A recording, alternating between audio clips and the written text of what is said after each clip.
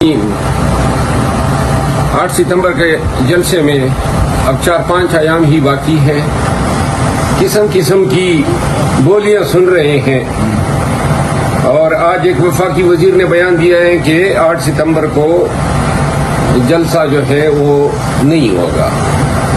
پیارے پاکستانیوں، 23 مارچ سے لے کر 22 اگست تک جلسے کا التوا جو ہے اس نے اس بیانیے کو جنم دیا، ان شکوک کو جنم دیا کہ شاید جلسہ جو ہے وہ پاکستان تحریک انصاف جو ہے اس کے بس میں نہیں، کروگ نہیں ہے.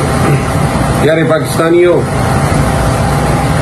اگر ہم ایک جلسہ ہی نہیں کر سکتے اتنے بڑے آئین کے ہوتے ہوئے، آرٹیکل 16 اور 17 کے ہوتے ہوئے، بنیادی انسانی حقوق کی ہوتی ہوئی اور اتنے بڑے بڑے ایوان عدل کی عمارتوں کو دیکھ کے، اور پھر ایسی قومیتوں کو جو ہمیشہ سے بلند بانگ دعوے کرتی آئی ہیں کہ ہمارے اسلاف نے حکمرانیاں کی ہے، تاراج کیا ہے علاقوں کو اور ریاستوں کو، تو کہاں گئی وہ دعوے اور کہاں ہماری شجاعت، بہادری اور ہمت کی وہ تاریخ کہ جن کے اخلاق جو ہیں آج ڈنڈے کے ڈر سے ایک جلسہ کرنے سے بھاگنے کی سوچ رہی ہے.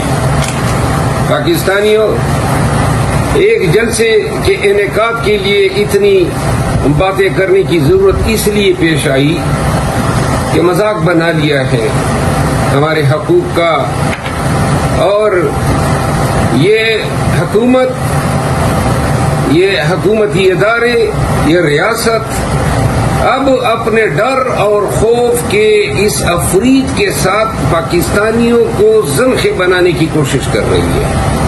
یعنی کہ ان سے ڈرو تو چپ جاؤ، نام ہی نہ لو اپنے حقوق کا، اپنے لیڈر کا، اپنے نظریے کا، اپنی سیاست کا. اسی پستی میں گرتے رہو، معیشت زبوحال، بدامنی کا دردورہ، چوری شدہ مینڈیٹ کے ساتھ چور براجمان، اور اگر اس پہ احتجاج کے لیے لب کھولنے ہیں تو پھر آگے سے ان کے ڈنڈے، ان کی وردیاں، ان کا زور، ان کا جبر. پاکستانیوں، یہ مستقبل جو ہے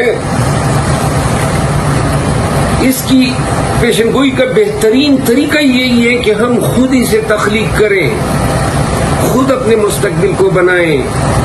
ہمارا ماضی ہماری زبوحالی، ہماری بدقسمتی کی داستان بتاتا ہے، اور آج اگر ہمارے پاس ہے تو ایک خان کی شکل میں امید ہے، اور یہ امید ہمیں بیدار کرتا ہے.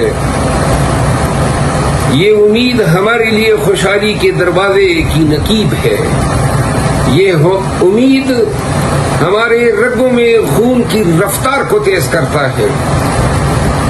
پاکستانیوں، 9 مئی کے بعد سے لے کے ہم ظلم و جبر اور ملک میں تبائف الملوکی کی کیفیت دیکھ رہے ہیں، اور آج اسی ظلم و جبر کے بل بوتے پہ یہ ہمیں اب یہ بتانے پہ تلے ہوئے ہیں کہ 8 ستمبر کو جلسہ جو ہے ہم نہیں ہونے دیں گے.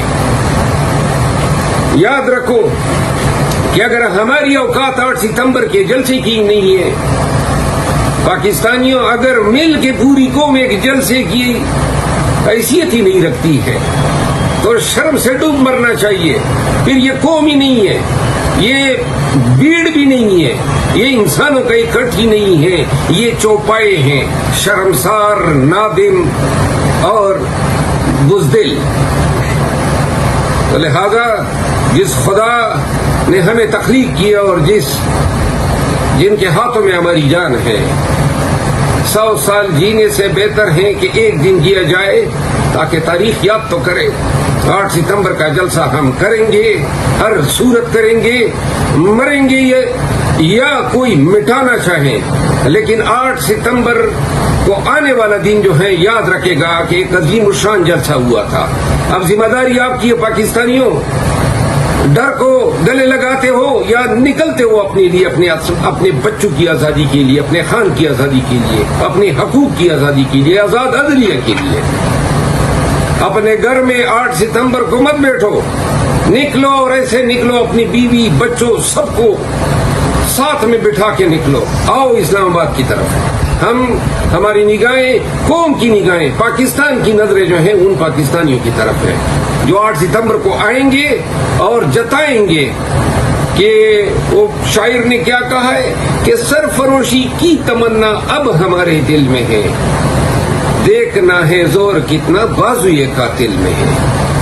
8 ستمبر ہماری عزم کا دن ہے, ہماری ہمت کا دن ہے, ہماری قومی شناخت کا دن ہے, اور اس روز ہم یہ تاریخ رقم کریں گے اور بتا کے کہنا چاہتے ہیں کہ جو کہہ رہے ہیں کہ نہیں ہونے دیں گے, آؤ اور دیکھ لو ہمارے حوصلے کو اور ہماری ہمت کو. انشاءاللہ خس و خاشاک میں ڈبو دیں گے آپ کے ظلم کو بھی, آپ کے جبر کو بھی, آپ کے ڈنڈے کو بھی. جلسہ 8 ستمبر کا ہو کے رہے گا. پاکستان زندہ باد. عمران خان